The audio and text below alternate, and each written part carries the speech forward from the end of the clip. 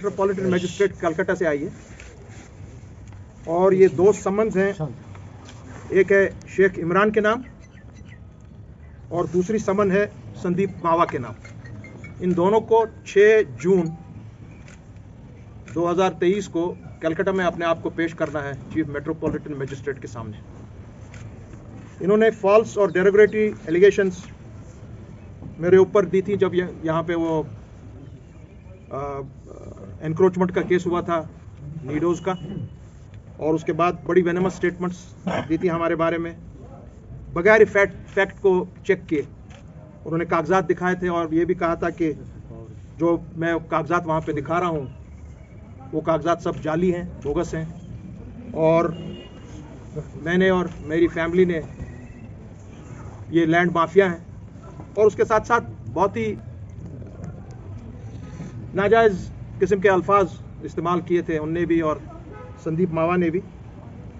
और ये उन्होंने इंटरव्यूज़ दिए थे 1 फरवरी जो लोड हुआ था 6 फरवरी को मावा साहब का, और शेख इमरान साहब ने 1 फरवरी को दिया था कश्मीर क्राउन में, जो लगभग 8 लाख लोगों ने हिंदुस्तान में देखा था।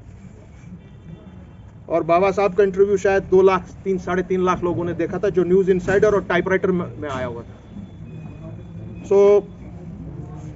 इसमें ये उनने कोशिश की थी करना, क्योंकि मैंने कलकत्ता में केस क्यों किया, क्योंकि मेरा काम पिछले 30-35 साल 40 साल से कलकत्ता में उसका हेडक्वार्टर है।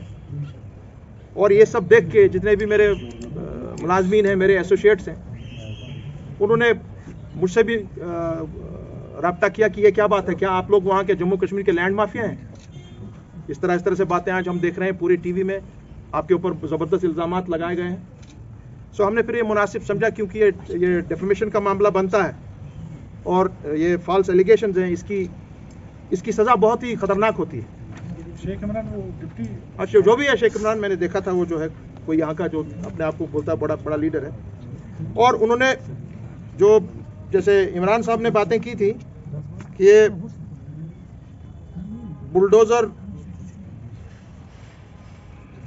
40 कनार बचाने याज कशिर पड़ बनाने याज बुलडोज़र ब्रोट करें ना पन 40 कनाल बचाने इति अपने आपका पेट नहीं भरा, 103 कनाल के बावजूद 40 कनाल घास चराई लेके बैठे हो, और आप लोग सीआरपीएफ और बीएसएफ का वहाँ से जो आपको रेंट मिलती है वो भी खा जाते हो।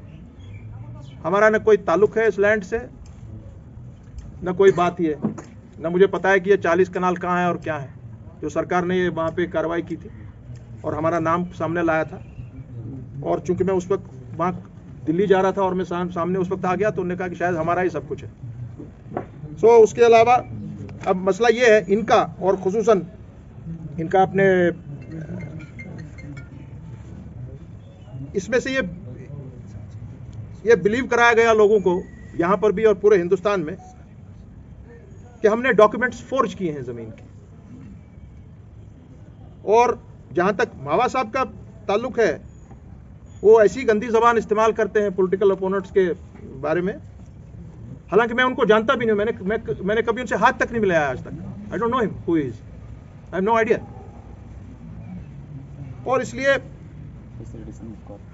हमने सोचा कि चूंकि बार बार ये लैंड माफिया, लैंड ग्रैबर्स ये सब करने के तो बेटर है, क्योंकि हमारे लोग बहुत ही नाराज हुए हमसे कि सर मुज़फ़्फ़र शाह साहब, आप इतनी बड़ी कंपनी यहाँ से 40 साल से चला रहे हैं, जिसका इतना बड़ा नाम है, आपका अपना नाम है, अपने बाप का नाम है, अपने नाना का नाम, ये क्या बात है? सो हमने मुनासिब समझा, हमारी कंपनी का बोर्ड बैठा, उन्होंने कहा कि नहीं, इस तरह से तो नहीं चलेगा, और इनको बिस्मिल्लाह करके हमने कंप्लेंट दायर कर दी under section 499 and 500 of IPC, क्योंकि मेरी कंपनी का हेडक्वार्टर कलकत्ता में है, इसलिए वहाँ पे ये दायर हुआ। और जज साहब ने पूरी दलील सुनकर, मैं खुद गया वहाँ पे 2 बार, और कंप्लेंट रजिस्टर हुई। और कल जब हमारी एएनसी का सेशन चल रहा था, उसी वक्त ये मुझे इतला आई कि ये 6 तारीख को इन दोनों साहब को कलकत्ता चीफ मेट्रोपॉलिटन मैजिस्ट्रेट के सामने अपने कागजात लेकर आना पड़ेगा जो वो दिखा रहे थे कि ये जाली है और ये क्या है, और ये कार्रवाई बाज़ाब्ता तौर कानूनन चलेगी।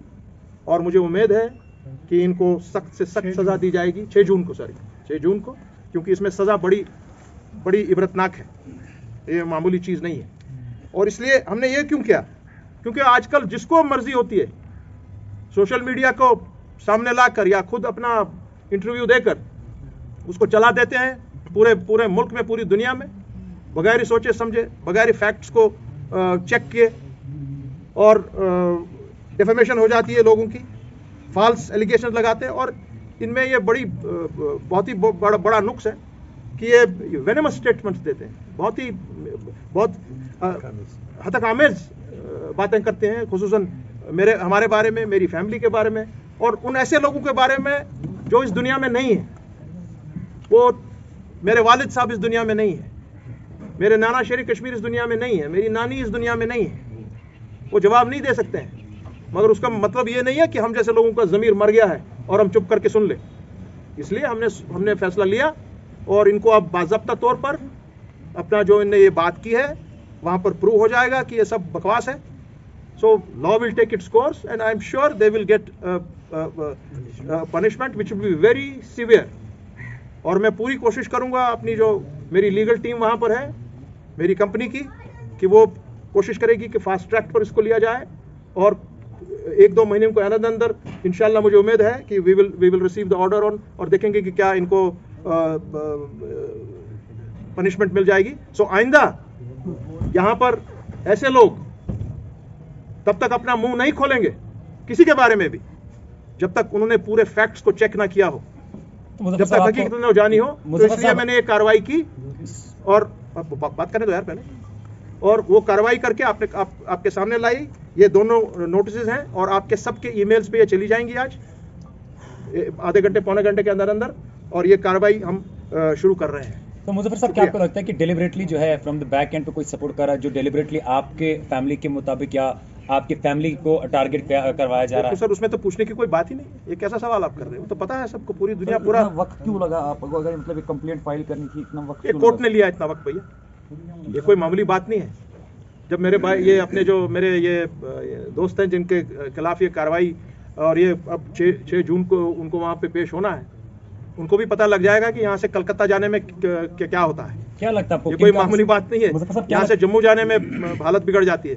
तो चलिए कलकत्ता आइए, हम आपका स्वागत, जैसे वो शमी कपूर की पुरानी वो एक ऐड थी, आपका स्वागत हम वहाँ पान पराग से करेंगे। आइए बिस्मिल्लाह करके, और